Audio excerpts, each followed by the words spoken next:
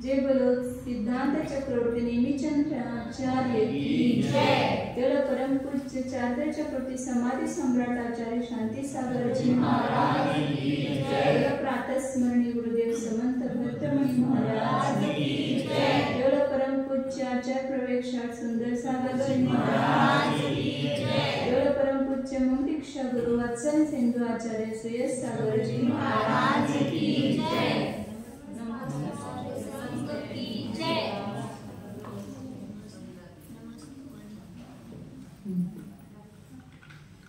सम्यक्त मार्गणे आपली चालू आहे। त्या सम्यक्त मार्गणेमध्ये 6 द्रव्यांचं वर्णन केलं 7 अधिकाराच्या द्वारे। काल पुद्गलाच्या बंधाचं पण वर्णन केलं की परमाणु परमाणूंचा बंध किंवा स्कंद स्कंदांचा बंध कसा होतो, कोणाचा बंध होतो म्हणून सांगितलं, सांगायचं सीमा बाबा 2 अधिक दोन अधिक गुणवाल्याचा त्याच्या 2 कमीशी बंध होतो। मग तो स्निग्ध स्निग्ध असू देत, वृक्ष वृक्ष असू देत किंवा स्निग्ध वृक्ष पण असू देत। आणि समान गुणवाल्यांचा पण होतो, विषम गुणवाल्यांचा पण होतो। आणि त्याच्यामध्ये फक्त जगन्य असेल तर बंध होत नाही। एवढे नियम 3 लक्षात ठेवायचे। बाकीचे सगळे त्याच्यामध्ये एका परमाणूमध्ये एकापासून ते अनंतापर्यंत अविभाप्रतिष्ठित असू शकतात। त्याच्यामध्ये कमी जास्त आपोआप होतात ते, त्याच्यामध्ये हे म्हणजे परनिमित्तक नाही। स्वपर अंतर्बाह्य निमित्त आहे, निमित्त नाही असं नाही, परंतु जे प्रेरक निमित्त किंवा जे असं अगुर लघु गुणाचं शुद्ध परिणाम म्हणायला तिथं म्हणून त्याला स्वभाव पर्याय म्हटले। पुढे नंतर 5 अस्तिकाचं पण वर्णन केलं। एक कालद्रव्य सोडलं की बाकीचे जे 6 द्रव्य ते 5 अस्तिका आहेत। 6 द्रव्य 5 पदार्थांचं कशासाठी वर्णन करताय? सम्यक दर्शनाचं पहिलं लक्षण केलं। कशाला म्हटलं सम्यक दर्शन? 6 द्रव्य 5 अस्तिका 9 पदार्थ यांचे श्रद्धान करणं याला सम्यक दर्शन म्हटले। त्यामुळे पदार्थांचं स्वरूप माहित असेल तर जसं आहे तसं श्रद्धान करणार। फक्त 6 द्रव्य आहेत म्हटलं तर श्रद्धान झालं असं नाही, त्या द्रव्यांची प्रतीती यायला पाहिजे आपल्याला। तुमच्या अंतरंगामध्ये त्याचं श्रद्धान भिन्न भिन्न ज्याचं जसं स्वरूप आहे त्या रूपानं त्याचं श्रद्धान, आणि त्याच्यामध्ये 7 तत्वामध्ये असणारा जो आपला एकत्व स्वरूपी निजात्मा त्याचं श्रद्धान हे निश्चय सम्यक दर्शन आहे। आणि 7 तत्वांचे श्रद्धान हे व्यवहार सम्यक दर्शन आहे। ह्या कर्णनिर्गच्या याच्यामध्ये व्यवहार न वर्णन करतात, त्यामुळे तर भेदरूपानं वर्णन केलंय की 6 द्रव्य 5 अस्तिका आणि 9 पदार्थांचे श्रद्धान करणं हे सम्यक दर्शन आहे। आता पुढे 9 पदार्थाचं वर्णन करताय। 621 नंबरची गाथा आहे। नवय पदार्था जीवा जीवाताणं च पुण्यपावदुगम् आसव संवर निच्चर बंधा मोक्षोय होन्तित्ति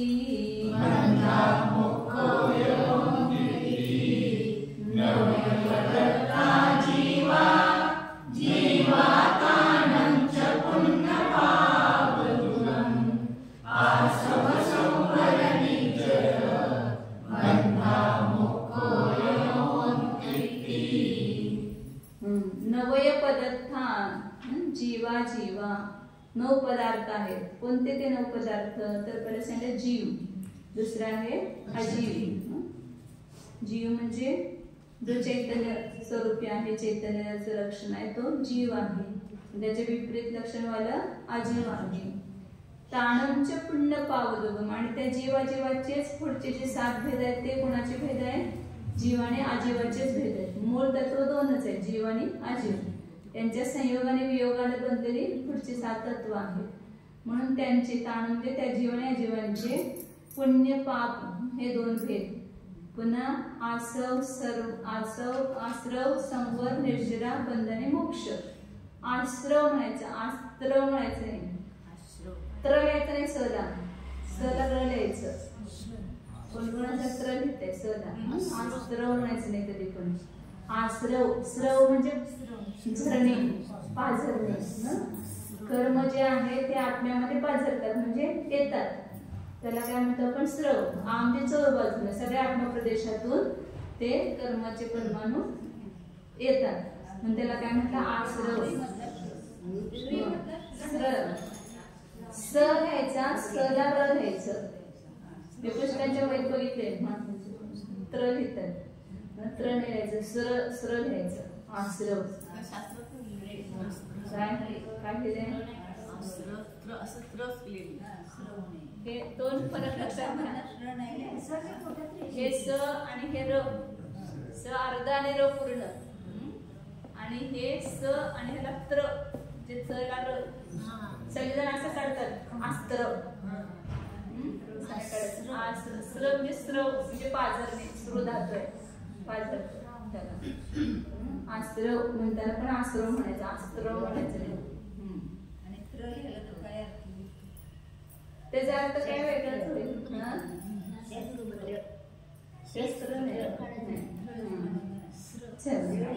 पुढे सांगतात आसव. आश्रव असलं तर नाहीच ते. अस्त्र करलो, आधी अस्त्र करलो नाही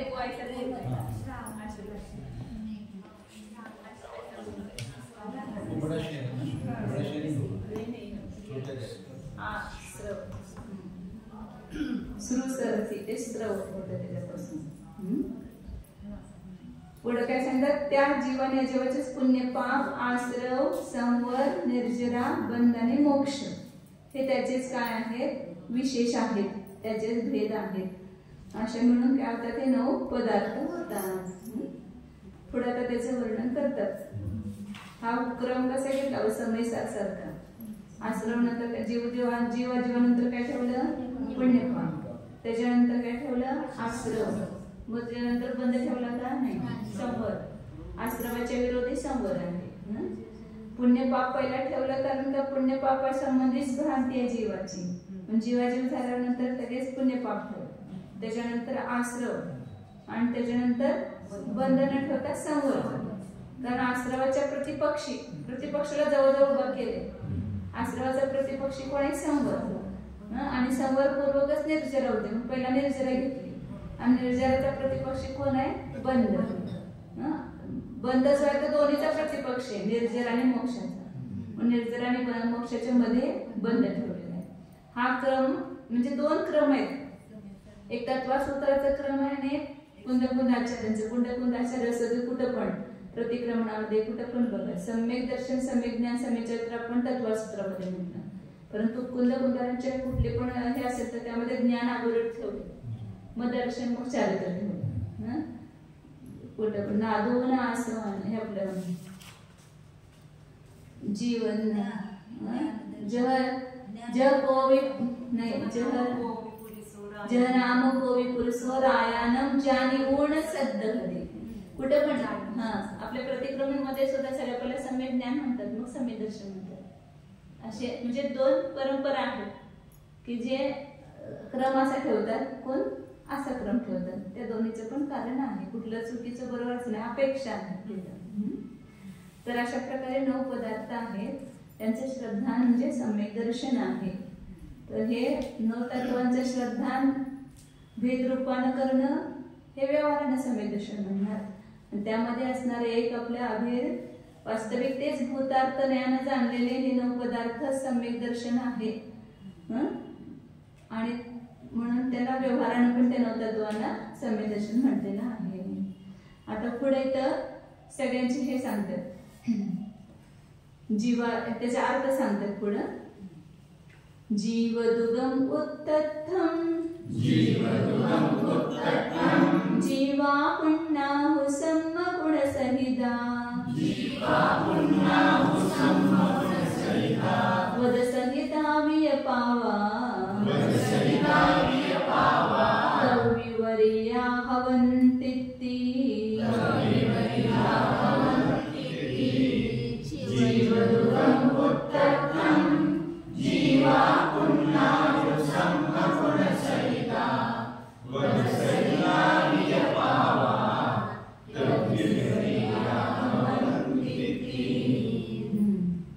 जीवदुग उत्तम. जीवदुग म्हणजे जीव आणि अजीव, जीवद्विक जे पहिले दोन तत्व, हे त्यांचा अर्थ सांगून झालेला आहे. कारण 6 द्रव्य म्हणजे काय, जीव आणि अजीवच आहेत ना. उद्गत धर्माधर्म आकाश काल हे 5 अजीव द्रव्य आणि जीवद्रव्य. त्या 6 द्रव्यांचं वर्णन झालं म्हणजे जीव आणि अजीवाचं वर्णन करून झालेलं आहे. आता ते जीवच त्याच्यामध्ये 2 प्रकारचे लावले ना, पुण्य आणि पाप. जीव आणि अजीवाचेच पुण्य आणि पाप हे भेद केलेले. तर तिथं पुण्य जीव कोणाला म्हणायचं ते सांगतायत. सम्मगुण संहिता वद संहिताव्य. सम्यक्त गुणानं सहित आणि व्रतानं सहित जे आहेत ते पुण्य जीव आहेत. मूळ अर्थामध्ये दिलेले आहे. आणि तव्यवर्या पावा, आणि त्याच्या विपरीत जे आहे ते पापी जीव आहे. आम्ही अशी व्याख्या करतो का कधी, पुण्यजीव म्हणजे कोण, खूप पैसा आहे, सगळा पुण्याचा उदय आहे आणि भले सप्तव्यसनी आहे, तरी काय म्हणतो आपण, याचे किती पुण्य आहे, पुण्यवान आहे, पुण्यजीव. आणि गरीब असेल किंवा सगळं रोगी आहे, का आहे, तर हा कोण आहे, हा पापी जीव. म्हणजे ह्याला पापाचा उदय तर हा पापी आहे. तर असा अर्थ केला नाही तर पुण्याचा उदयवाला पुण्यजीव आणि पापाचा उदयवाला पापजीव असा अर्थ केलेला नाही. भले तो बाहेरच्या पापाचा उदय त्याला तीव्र आहे, परंतु सम्यक्त्वानं सहित आहे, तर तो पुण्यजीव आहे.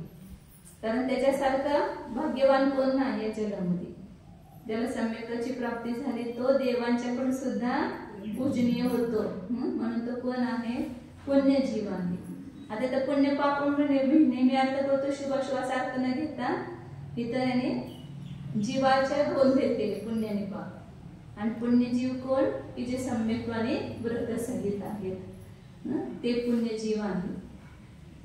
आणि सम्यक्त्वरहित आणि व्रतरहित आहे ते कोण आहेत, आपण पापावे पुण्य आहे बघा. आपल्याला तपासून बघायचं ना, कुठेतरी येणार ना. आपण 2 जीवापैकी कुठेतरी आपले लिस्ट मध्ये नाव आहे. कुठल्या लिस्ट मध्ये आपलं नाव आहे ते आपण स्वतःच बघायचं, दुसऱ्या कोणाला विचारायची गरज नाही. म्हणून सम्यक दर्शन काही पण होते, परंतु ह्या भावामध्ये मला सम्यक दर्शनाची प्राप्ती करून घ्यायचीच आहे. आणि व्रतानं सहितच व्हायचं आहे. अहो ते कोण सगळं करणार, व्रत कोण धारण करणार, किती कठीण आहे सगळं. काय तर आजारी पडले म्हणजे काय करायचं.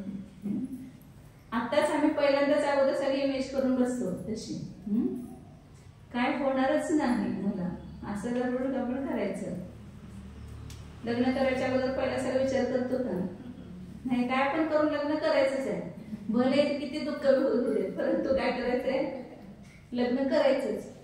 कोणाशी तर काय शेवटी कसली तर मुलगी मिळू देत, परंतु लग्न करायचं. कसला तर मुलगा मिळत असते तर मिळू देत, परंतु करायचं. तसं इथे ह्या सम्यक्त्वाला प्राप्त करण्यासाठी, वृत्ती होण्यासाठी किती आपण संकल्प करतो, हे मला करायचंच आहे. नुसतं शिकत बसायचं नाही. आपल्याला आपल्या जीवनामध्ये हे गुण यायला पाहिजेत आपल्या आत्म्यामध्ये. म्हणून काय सांगितलं, पुण्यजीव कोण आहे ते सांगितलं आणि पापी जीवचं हे सांगितलं. मग आता त्याची संख्या सांगतात किती आहेत. मग पापी जीव किती आहे, पुण्यवान जीव किती आहे, त्यांचं संख्या सांगतात. सगळ्याच गुणस्थानवरती जीवांची संख्या सांगतात किती आहेत, प्रत्येक गुणस्थानवरती जीव. मिच्छा इट्टी पावा नंताय सासण गुणावी पल्ला संख्येच दिमा अन्न दर उदय मिच्छ गुणा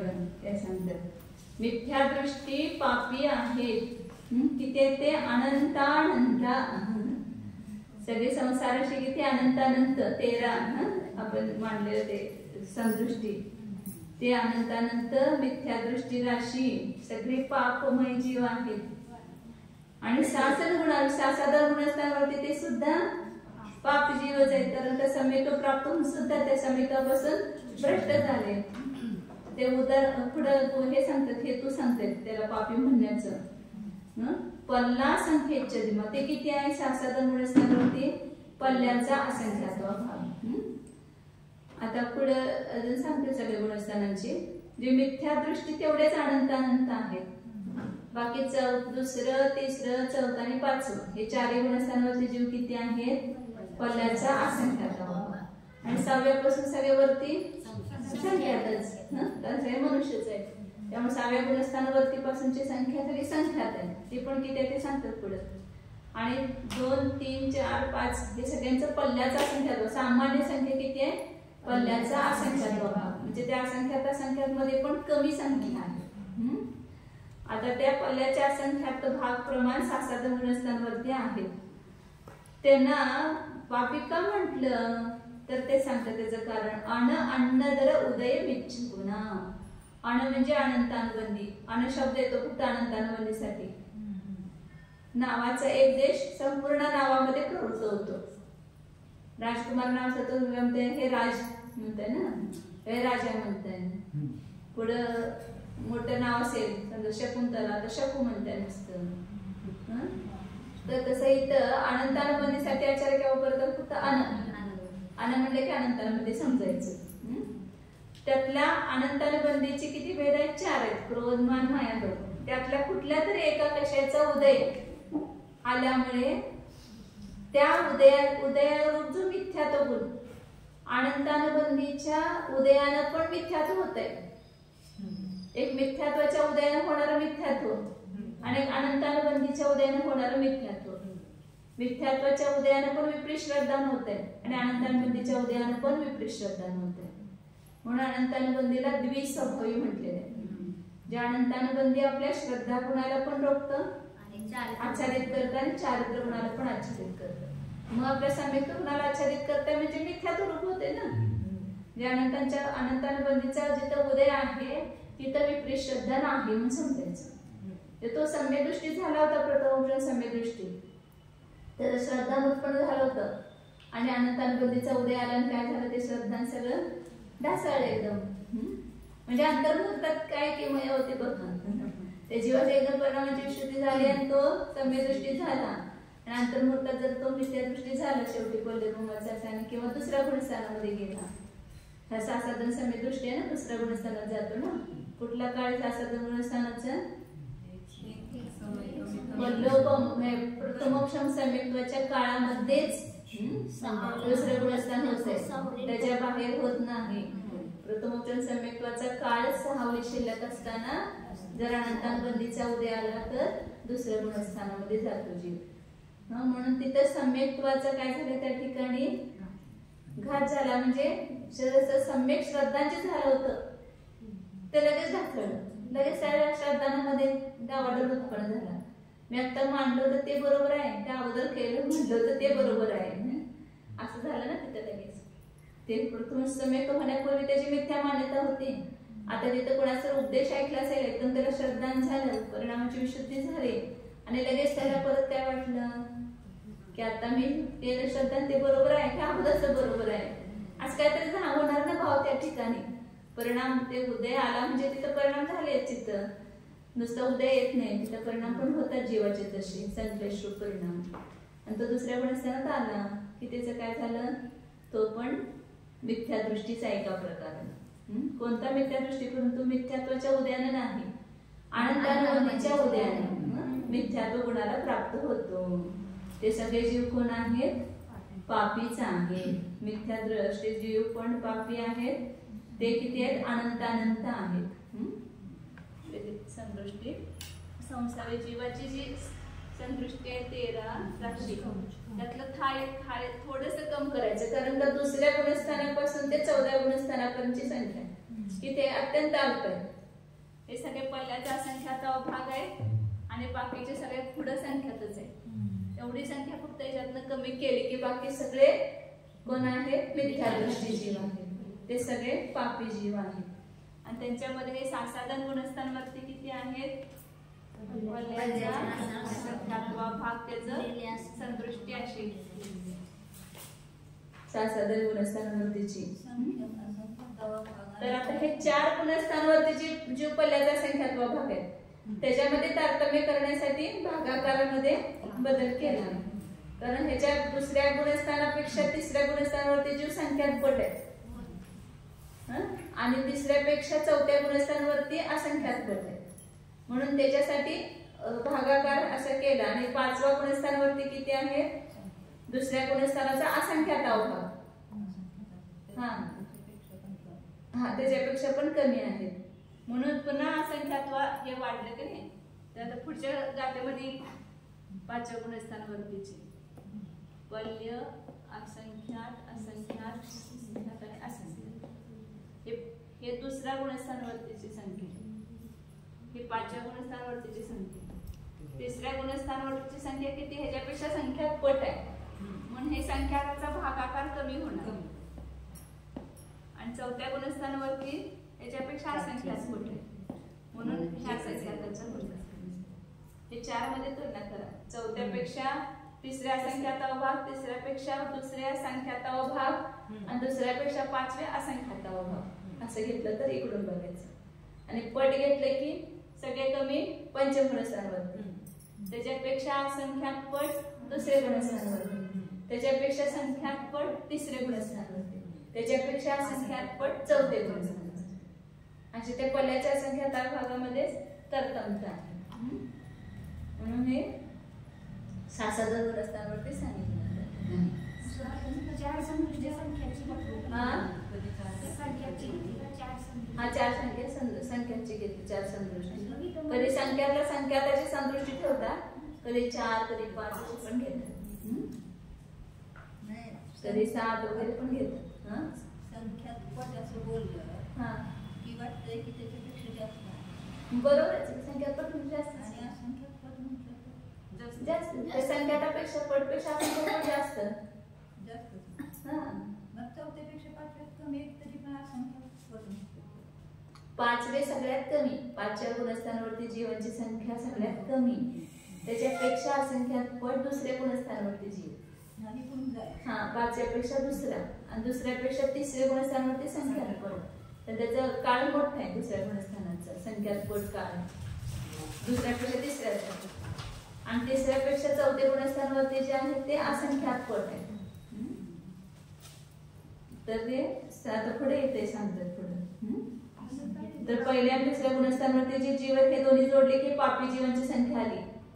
विद्यादृष्टी अनंत अनंत आणि दुसऱ्या गुणस्थानावरती पल्ल्याचा असंख्यात. बाबा या 2 संख्या जोडायच्या म्हणजे पापी जीवांची संख्या आली. पापी जीव जगामध्ये जास्त आहेत का पुण्यवान जास्त आहेत बघा. त्याने कुठं तर दोघं चांगले असतात, बाकी सगळे असं अनुपातच आहे. कुठे पण कुठलं पण आता तुम्ही पूर्ण करणारे शिका म्हणजे तिथे लक्षात येते की ते भूभाग जे आहेत ते पापी आहेत म्हणा, किंवा आता कर्म ज्याला पण घेऊ त्याला पाप कर्म असेल तर त्याचं जास्त प्रमाण असते, द्रव्य पण त्याचं जास्त, ती स्थिती पण त्याची जास्त, अनुभव पण त्याचं जास्त. आणि जे पुण्य प्रकृती आहे त्याचं सगळं कमीच. काळ कमी, त्याचं धारण करणारा जीव पण कमी, त्याचा स्थिती पण कमी, सगळं कमी. ही संख्या घालत पण पापाच्या क्वालिटीमध्ये फरक असेल ना गुणस्थानाप्रमाणे. मिथ्यात्व गुणस्थानातच कितीतरी कॅटेगरी बनतील ना. मिथ्यात्व गुणस्थानामध्येच अनेक प्रकार होणार. मिथ्यात्वाचेच प्रकार असंख्यात्व क्वालिटी आणि क्वांटिटी असेल त्यामध्ये फरक पडणार ना.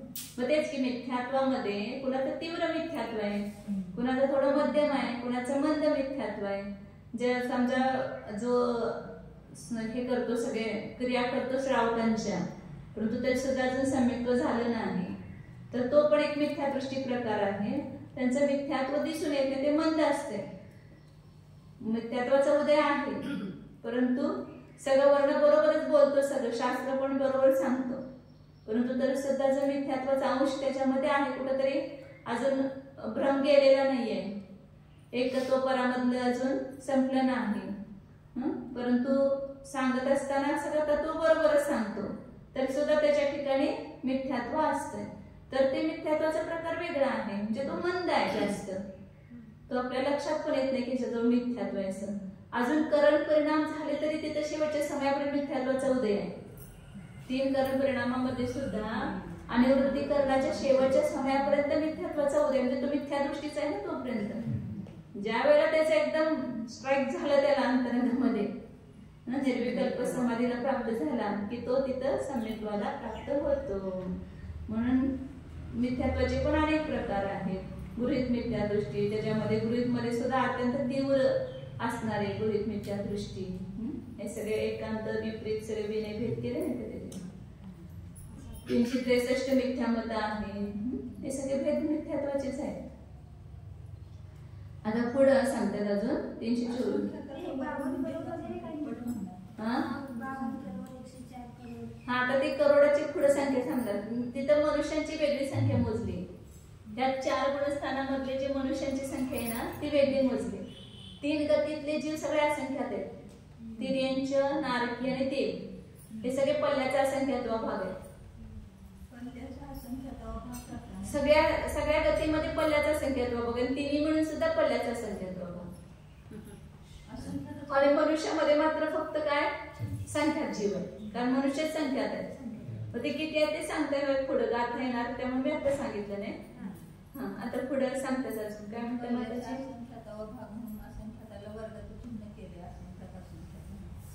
कुठं पल्ले भागिले असंख्यात, त्याला कंस करून वर 2 आकडा लिहिला म्हणजे वर्ग, मग असंख्यात कुठे केले तसं.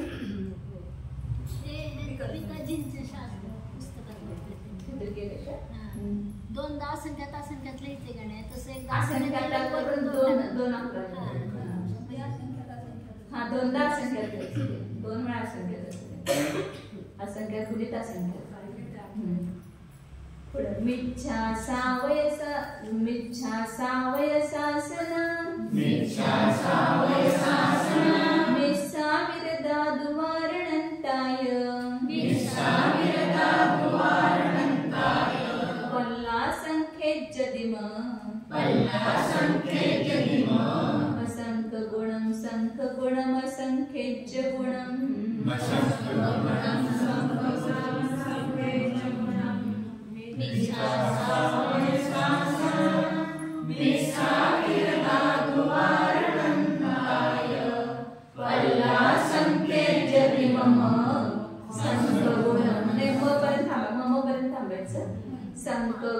संख गुणम संख्येच गुणम, गुणम संख गुणम संख्येच गुणम.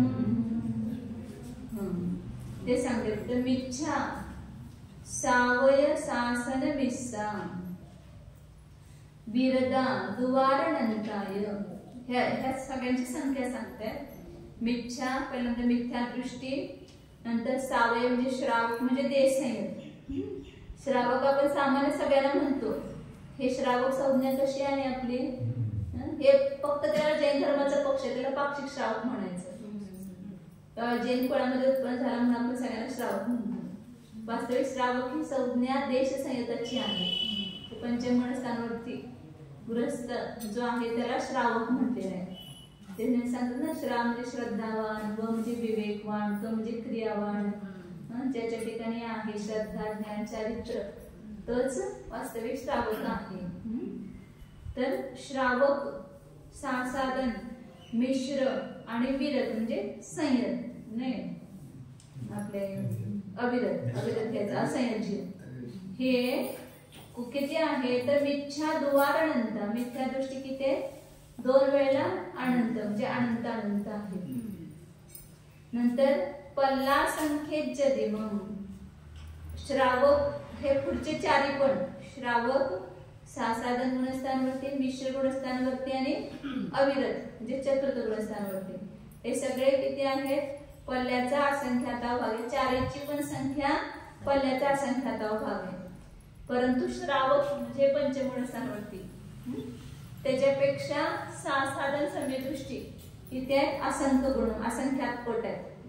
आणि त्या साधनापेक्षा मिश्र संख्य गुण म्हणजे संख्यात पट आहेत.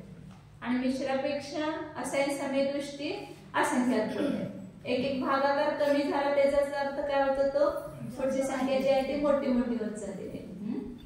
कारण आपण आता समजा ह्याला असंख्याताने गुणलं, त्याच्या असंख्यात पट आहेत ना कोण दुसऱ्या गुणस्थानावरती, तर हे असंख्यात जाणार एवढं राहणार. त्याला पुन्हा संख्याताने गुणलं तर संख्यात जाणार आणि काय राहणार तिसऱ्या गुणस्थानावरती राहणार संख्यात पट. त्याला पुन्हा ह्याच्या असंख्यात पट हे आहेत म्हणून असंख्याताने गुणलं तर हे जाणार, मग काय राहणार. म्हणजे भागाकार मोठा असेल तर लक्षात घ्यायचं पुढची संख्या जी आहे भागाकार जास्त आहे तर ती छोटी आहे संख्या आणि भागाकार कमी आहे तर ती संख्या मोठी आहे. आणि सगळ्यात जास्त कोण आहे चतुर्थ गुणस्थानावरती. ह्याचा असंख्यात अवभाग कोण आहे तिसरे, ह्याचा असंख्यात अवभाग कोण आहे दुसरे आणि ह्याचा असंख्यात अवभाग कोण आहे पाचवे. इकडून असंख्यात अवभाग संख्यात अवभाग म्हणायचं आणि इकडून म्हणताना असंख्यात पट संख्यात पट असं म्हणतात. सगळ्यात कमी देश आहेत. परवा आचार्याने प्रश्न केला होता तुम्हाला. साधन गुणस्थानवरतींची संख्या जास्त, त्यांचा फक्त काळ किती आहे 6 उली आणि 5व्या गुणस्थानाचा काळ किती आहे काही कमी पूर्वकोटी. तिरेंच्यापेक्षा अंतर्मुहूर्त कमी पूर्वकोटी आणि मनुष्यांच्यापेक्षा 8 वर्ष कमी पूर्वकोटी. कारण तिरेंच्या देशायन धारण अंतर्मुहूर्तातच देशायन धारण करू शकतो. मग कोण जास्त आहेत, कोण जास्त आहेत सांगितलं आता लक्षात आलं. साधन गुणस्थानावरती जास्त आहेत 5व्या गुणस्थानावरती पेक्षा पण. तिथे शिष्याने प्रश्न केला एवढा काळ मोठा आहे पूर्वकोटी तरी तिथली संख्या कमी कशी झाली. इथं तुम्ही 2 मध्ये सांगताना हेतू सांगितला दुसरा आणि तिसऱ्यामध्ये. दुसऱ्याचा काळ 6 उली आणि ह्याचा अंतर्मुहूर्त आहे म्हणून दुसऱ्यापेक्षा तिसरे जे आहे ते संख्यात पट आहेत. इथं तुम्ही ह्याच्या काळाच्या अपेक्षेनं जीवांची संख्या सांगितली आणि इथं किती पट काळ ह्याचा पूर्वकोटी अंतर सावली कुठाने पूर्वकोटी कुठं कितीतरी संख्यात गुणा संख्यातच गुण आहे परंतु कितीतरी संख्यात म्हणजे त्याची तुम्हाला अब्जने काय ते कुठलं तर पुढचं संख्यात गुण आहे. कारण पूर्वकोटीच्या पण आवली केलं तर खूप होतं संख्या. तर मग का तुम्ही तिथं कमी झाली संख्या तर तिथे सांगितली की देश संयमाची दुर्लभता, संयम गुणाची दुर्लभता हे त्याचं कारण आहे. काळ त्याचं कारण नाही. काळ मोठा असला तरी सुद्धा एवढे जीव तिथे संचित होत नाही. कारण हे देशयन गुण मिळणं फार म्हणजे फार दुर्लभ आहे. तिरेंचे पण असंख्यात म्हणतो आपल्यावर किती असंख्यात परंतु त्याची संख्याच किती असंख्यात आहे. त्यामध्ये असंख्यात तिरेंच्यामध्ये एक सम्यदृष्टी आणि असंख्यात त्याच्यापेक्षा पण जास्त असंख्यातामध्ये एक देश संहित असणार. असंख्यात तिरेंची घ्या त्यातला एक देश संहित. तसं मनुष्यांची संख्या सांगतात ना तर पुढं 52 करोड ते 13 करोड पंचमूळ सांगते 13 करोड आहे. मग 29 अंक संख्या प्रमाणाला 13 करोडने भागायचं. तर जी संख्या येईल तेवढ्या मनुष्यांच्या मध्ये एक देश संहित. म्हणजे आता भारतात नव्हे सगळ्या जगात पण तेवढी संख्या नाही आहे की त्यामध्ये एक आपण देश संहित शोधणार. 20 अंक प्रमाणामध्ये एक सम्यदृष्टी येतो आणि त्याच्यापेक्षा कमी आहेत पंचमूळ स्थानावर जे 13 करोड आहेत फक्त ते 21 अंक प्रमाणे ते 70 करोड आणि हे 13 करोड. तर त्याचे 700 करोड आणि हे 13 करोड. तर म्हणजे देश संयमाचे दुर्लभता रस्त्यावर पडले नाही ते सगळे गुण. सम्यदर्शन हे संयम देश संयम कोणी पण यावतीने धारण करावा आणि देश मिळाला असं नाही. आता तुम्हाला पुष्कळ दिसतील प्रती परंतु सगळेजण पंचमूळ स्थानाला प्राप्त होऊ शकत नाही. जेवढे द्रव्य प्रतींची संख्या भरपूर असणार द्रव्यलिंगी मुनींची पण संख्या भरपूर असेल परंतु भावलिंग धारण करणारे मुनी खूप मोठ्या पोटावर मोजण्यासारखेच असणार. परंतु त्याची आपण परीक्षा करू शकत नाही पूर्णपणे म्हणून आपण जेवढे मुनी आहेत ते सगळ्यांना खरेच मुनी समजून आपण त्यांचं काय करायचं आदर सत्कार वगैरे करायचं. कारण आता एकाच संघामध्ये कोणी सम्यदृष्टी असतील कोणी मिथ्यादृष्टी असतील कोण चतुर्थ गुणस्थानावरती असतील मुनीच्या मध्येच मग तिथं आपण भेद करणार का त्यांचा? मग तिथे काय होणार सगळं? म्हणून चरणायोगाच्या भाषेत सांगितले की ज्यांच्याजवळ द्रव्यलिंग आहे ते पण पूजनीय आहे, ते पण वंदनीय आहे, असं सांगितलं. म्हणून काय सांगतात तिथं? गुणस्थानाच्या अपेक्षेने बघितलं तर संख्या खूप कमी आहे त्यांची. असंख्यात समयदृष्टी, असंख्यात नारकी पण असंख्यात समयदृष्टी. आपल्याला आश्चर्य वाटते तर तिथं पण असंख्यात नारकींच्या मध्ये एक नारकी समयदृष्टी असणार, असंख्यात देवांच्या मध्ये एक देव समयदृष्टी असणार. फक्त 13व्या स्वर्गापासून वेगळं आहे, उलट आहे. तिथं मिथ्यादृष्टी एक भाग आहे आणि समयदृष्टी बहुभाग आहे, आणि बाकी सगळीकडे मिथ्यादृष्टी बहुभाग आणि समयदृष्टी एक भाग प्रमाण आहे 12व्या स्वर्गापर्यंत. तर ही सगळे संख्या जाणून आपण त्याची दुर्लभता लक्षात घ्यायची. तर चतुर्थ गुणस्थान झाले ना, असंख्यात पट आहे. आता पुढं हे मनुष्यांच्या मध्ये किती संख्या ते सांगतात याची. मनुष्यांच्या मध्ये नाही सांगितलं होतं जाते, पुढे कुठं तर आले असेल ते जे सांगते. मग म्हणजे आता हे जे आहेत ना, टीकेमध्ये त्याने खुलासा दिलाय, ह्याच्यामध्ये ती ऍड आहे परंतु वेगळी तिथं सांगण्यासाठी त्यांनी केले. हे असंख्यात संख्या तिर्यंच्या देवाने नारकींच्या अपेक्षेनं आहे. त्याच्यामध्ये संख्यात मनुष्य जे आहेत ते सगळ्या गुणस्थानामधले संख्यातच मनुष्य आहेत. मग किती असतील ते जास्तीत जास्त संख्या, त्याच्यामध्ये थोडे 2, 4, 4 कमी पण असू शकतात. तर चतुर्थ गुणस्थानावर सांगितलं 700 करोड. वरून 2.5 द्वीपामध्ये मनुष्यांची जेवढी संख्या आहे 29 अंक प्रमाण, त्यातले 700 करोड मनुष्य जास्तीत जास्त काय असू शकतात? चतुर्थ गुणस्थानावरती असू शकतात. सम्यदृष्टी फक्त नाही, चतुर्थ गुणस्थानावरती. आणि 104 करोड तिसऱ्या गुणस्थानावरती जीवांची संख्या आहे जास्तीत जास्त. एवढे असेल एक पण असू शकेल कधी, कारण 2 गुणस्थान सांतर आहेत, साधन आणि मिश्र. कधी 1 असेल, कधी 2 असतील, कधी 3 असेल, कधी 4 असेल, कधी जास्तीत जास्त 104 करोड पर्यंत असू शकतात. आणि पंचमूळ स्थानावरतींची संख्या किती आहे? 13 करोड जास्तीत जास्त. पूर्ण 2.5 द्वीपामध्ये किती मनुष्यांची संख्या? त्याच्यामध्ये 13 करोड मनुष्यनी सगळे मिळून 13 करोड असू शकतात. आणि दुसऱ्या गुणस्थानावरती जास्तीत जास्त असेल तर 52 करोड. ह्याच्या दुप्पट हे 104 करोड, आणि ह्याच्या 13व्या ह्याच्या चौपट हे दुसऱ्या गुणस्थानावरती, ह्याच्या दुप्पट तिसऱ्या गुणस्थानावरती, आणि ह्याच्यापेक्षा पण ते पट चतुर्थ गुणस्थानावरती आहे. आता पुढं 5व्या आणि 6व्या आणि 6व्या आणि 7व्या गुणस्थानावरती जीवांची संख्या सांगते. मनुष्यांची संख्या आहे. हे सगळे तिन्ही गणितले मिळून आहेत. हे पल्ल्याचा असंख्यात्व भाग आहे, ते 4 मधले मिळून आहे. समजा त्या पल्ल्याच्या असंख्यात्व भाग मध्ये संख्याचे पण मिक्स आहेत ना, परंतु वेगळे ते समजण्यासाठी सांगितलेले आहे. 4 तिथली म्हणून सांगितले, दुसरं तिसरं चौथं आणि 5वं. म्हणजे 52 करोड 104 करोड मनुष्य. हे फक्त मनुष्यांची मध्ये सांगितले. मनुष्य संख्यातच आहेत ना, त्यांची वेगळी सांगितली. सगळे तिर्यांच्या वगैरे पल्ल्याचा असंख्यात्व भागच येणार, देव पण पल्ल्याचा असंख्यात्व भाग येणार, नारकी पण पल्ल्याचा असंख्यात्व भाग येणार. आणि तिर्यांच्या मध्ये जी आहे ती सगळी संख्या तिर्यांच्याचीच आहे. तिथं देव आणि नारकी नाहीये. देव नारकी फक्त दुसरं तिसऱ्या आणि चौथ्या गुणस्थानात येतील. 5व्या गुणस्थानात जी संख्या ती फक्त तिर्यांच्याच आहे. म्हणजे 3 गती वगळले म्हणून पण संख्या कमी झाली पंचगुणस्थानाची, एक तिर्यांच्याच आहे. आणि त्याची दुर्लभता पण त्याची मनुष्यापेक्षा तिर्यंची संख्या जास्त आहे 5व्या गुणस्थानामध्ये. असंख्यात आहेत ना तिर्यंच्या, त्यांची संख्याच जास्त आहे तिर्यंच्यांची. असंख्यात द्वीप समुद्रामध्ये तिर्यंचे आहेत, आणि स्वयंभू रमण द्वीप किती मोठा आहे, तिथे सगळे तिर्यंचेच आहेत. द्वीप आणि सागर समुद्रामध्ये पंचम गुणस्थानावरती तिथंच असतं, स्वयंभू रमण द्वीपामध्ये आणि 2.5 द्वीपामध्ये. मधले असंख्यात द्वीप समुद्रामध्ये सगळे भूमीमध्ये चतुर्थ गुणस्थानापर्यंत असणार तिथं. मनुष्याच्या अपेक्षेने पहिल्या गुणस्थानावरती जीवांची संख्या असंख्यात येणार का? मग असं कसं येणार? ते अपर्याप्त जीव म्हणून येणार, तेच की. मग अपर्याप्त म्हणून असंख्यात येणार. त्यातली फक्त संख्या तर संख्या वरच्या गुणस्थानाची कमी केली की सगळ्या मिथ्या दृष्टीच आहेत मनुष्यामध्ये पण.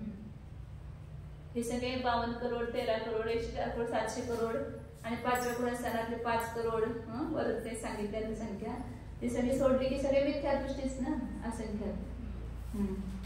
आणि पराक्तामध्येच ही वरचे गुणस्थान येणार, अपराक्तामध्ये तर सगळेच मिथ्या दृष्टीच असणार. आता 7व्या गुणस्थानावरती जीवांची संख्या सांगतात. तिरधियसय नवनवुदी छन्नवुदी अपमत्त बेकोडी पंचेवयते नवुदी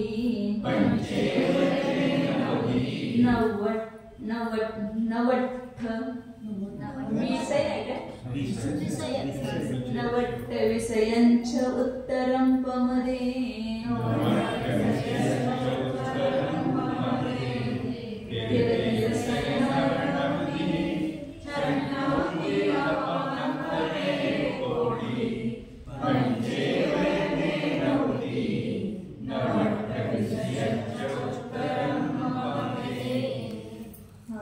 उलटीकडून संख्या सांगतात आचार्य. पहिल्यांदा 7व्या गुणस्थानाची पहिला सांगतात. तर 7व्या गुणस्थानाची वरती जीवांची संख्या किती आहे म्हणजे सगळ्या आडीद्वीपामध्ये मिळून भावलिंगी म्हणे किती असणार म्हणजे 7व्या गुणस्थानावरती. तर तिरधियसय 3 अधिक 100 म्हणजे 103 शेवटचं संख्या. मग नवनवुदी 99,000 लावायचं. छन्नवुदी 96 आणि पेकोडी 2 कोडी. त्या कोडीवरनं सगळं आपण त्यांना सांगायची गरज भासली नाही. लाख आणि हजार 2,96,99,103. मोबाईल नंबर पाठ करा. पुरे आता काय पाठ करायची गरज नाही. पहिला नंबर सगळे पाठ करायचे लोक. किती लोकांचे फोनचे नंबर पाठ असायचे. आता काय सगळं आपलं बटन की सगळे येते त्यामुळे मेमरी ठेवायची काही कारणच नाही. तरी पण मोबाईल हा नंबर आहे 10 डिजिट आहे तर लक्षात ठेवतो पण हा 8च आहे. 8 आहे तरी पण लक्षात राहत नाही. 2,96,99,103 एवढी संख्या 7व्या अप्रमत्तम जेवढे भावलिंगी 7व्या गुणस्थानावरती जीव आहेत. आणि त्याच्यापेक्षा दुप्पट बरोबर दुप्पट कारण त्याचा काळ दुप्पट आहे. 7व्यापेक्षा 7व्या गुणस्थानाचा काळ दुप्पट आहे. म्हणून संख्या पण काय झाली दुप्पट काळामध्ये दुप्पट संचित होणार जीव. म्हणून पंचेवय 5 करोड ते नवदी इकडने घेतला तर हे ते नवदी म्हणजे 93 लाख. नवट्ठ 9 आणि 8 20 म्हणजे 200 आणि 6 उत्तरम त्याच्या 200च्या वर काय घ्यायचं 6. हे पमध्ये प्रमत्तामध्ये एवढे जीव आहेत. 5,93,98,206 त्याच्याबरोबर दुप्पट असं लक्षात ठेवायचं.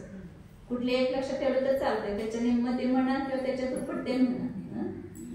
जर 7वं पाठ झालं तर त्याचं दुप्पट करायचं 6व्या गुणस्थानावरती. 6व्या गुणस्थान ते लक्षात राहिलं तर त्याचे अर्ध करायचं तर 7व्या गुणस्थानावरती येतात. 5 करोड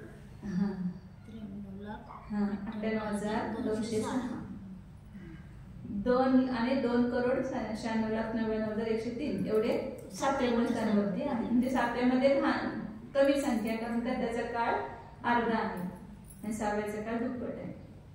आता पुढं वरच्या गुणस्थानावरती 8वं 9वं 10वं 11वं त्या गुणस्थानावरती जीवांची संख्या सांगतात. तिसयं भणन्तिकेयी चौरुत्तरमत्त पंचयं केयी उपसामग परिमाणं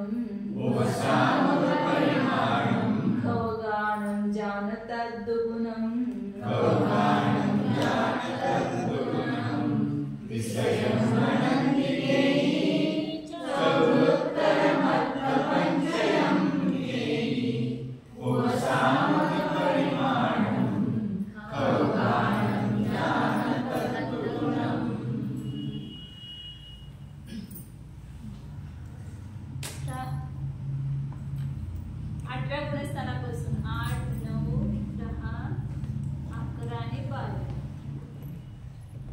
उपशमक आणि शपक.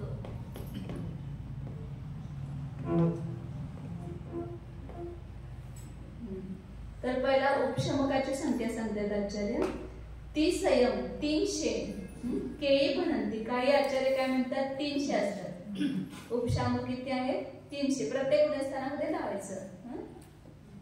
8व्या मध्ये असतील तर किती जास्तीत जास्त असतात उपशमक 300. 9व्या मध्ये पण 300. 10व्या मध्ये पण उपशमक. 11व्या मध्ये पण 300. 12व्या मध्ये उपशमक नसतात.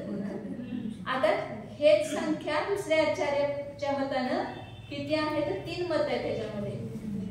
बुद्धीची मंदतेमुळे पंचम काळामध्ये अनेक मत झालेले. म्हणजे कुणाला कसं लक्षात राहिलं, कुणाला कसा उपदेश लक्षात राहिला त्याला अनुसरून कुठलं तर एक बरोबर असणार, परंतु कुठलं बरोबर आहे याचा निर्णय करायची क्षमता आपल्यामध्ये नाही. म्हणून तिन्ही मत आपण लक्षात ठेवायचं. कुठलं तर एक बरोबर आहे. केवढीने जे जाणले ते बरोबर आहे. आपण त्यामध्ये निर्णय करायचा नाही. कोणी म्हणतात काय ह्याच्यामध्ये 4 अधिक करायचं. 304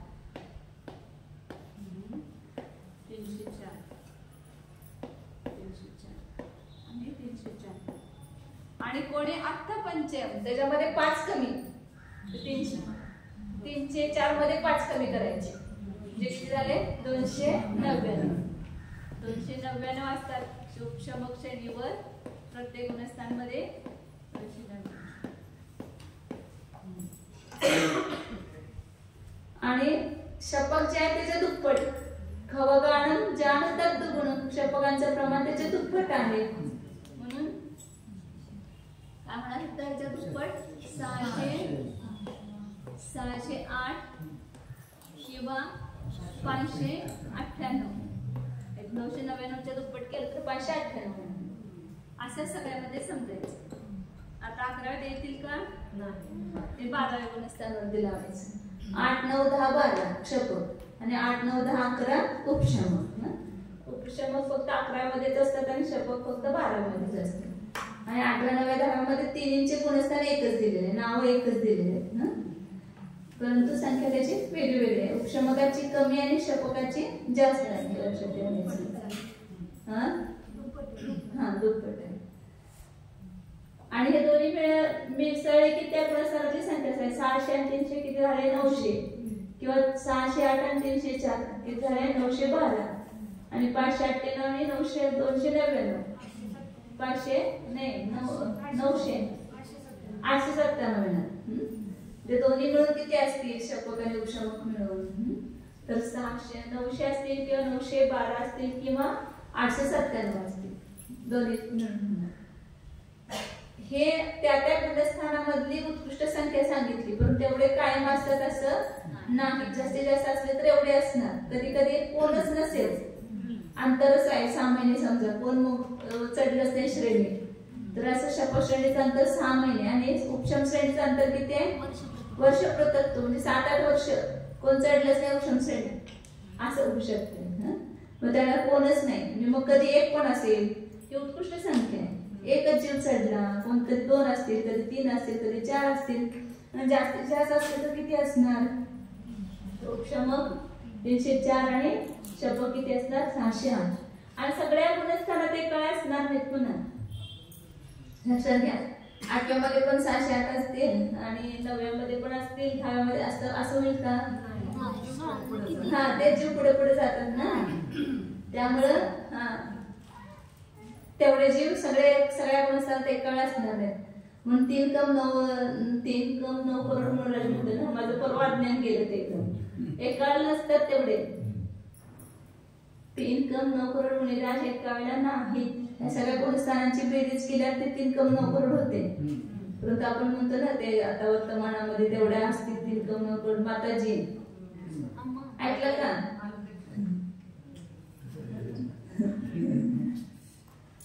3 कम 9 करोड मुनिराज नेहमी असतात का.